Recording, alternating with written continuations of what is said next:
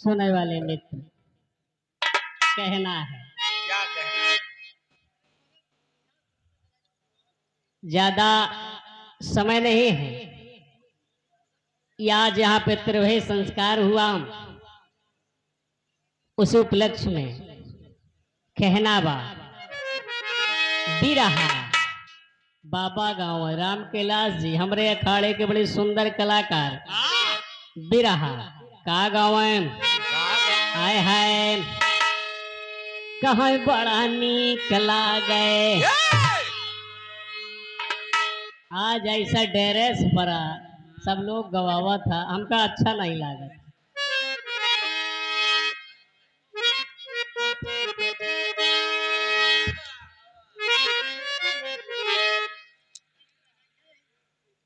आय हाय कहाँ बड़ा नीक लागे तो हार गोरी का जरा बड़ा नीक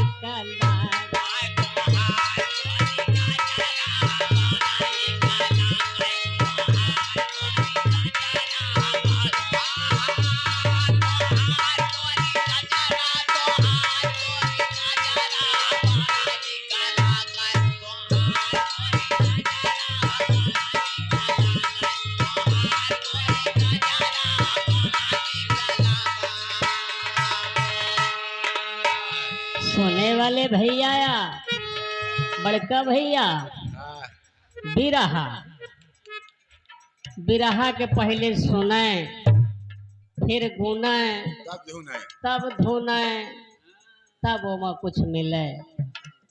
कहना बाम अरे ये कतहु बनाए राम तो हरी सूरतिया।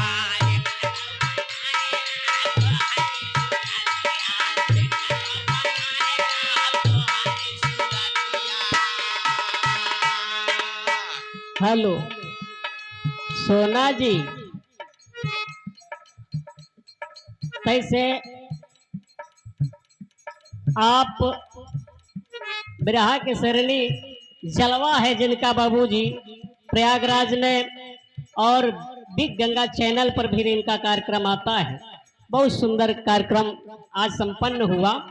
लेकिन कहना बा और एक तो बन है राम तोहरी सूरतिया अये कतहु बनाए राम मोहनी मूरतिया।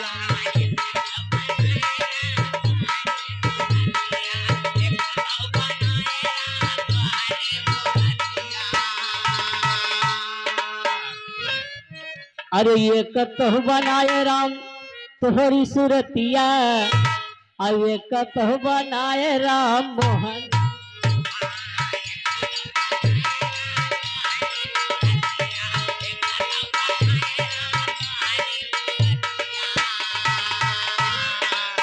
अरे मिली है सजनवा अरे मिली है सजनवा बिसर जाई नखरा बड़ा निकला गया।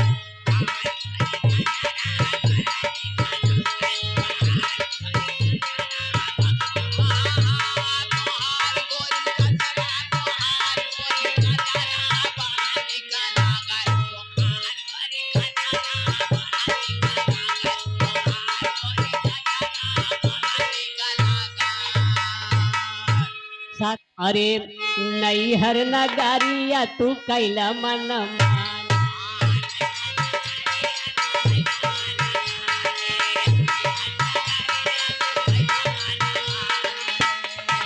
ए भैया ये आत्मा और परमात्मा की बात बा। आज त्रिवेणी संस्कार बा बड़ा नीक लागे तुहार गोरी कजरा। हमें न इनके कहा थे न तुमके कहा थे कि जब आत्मा रूपी निकल जाता आत्मा तब जब दुल्हन यानी जब उस दुल्हन लाश को जब ले जाते हैं उसमें काजर तेल दुनियादारी सब लगा देते, सेंट फंट सब लगा देते हो जहाँ हम गमकत जाए। कहना बा अरे नैहर नगरिया तू कैलो मन मानी और ससुर में होई तो के बड़ी परेशानी।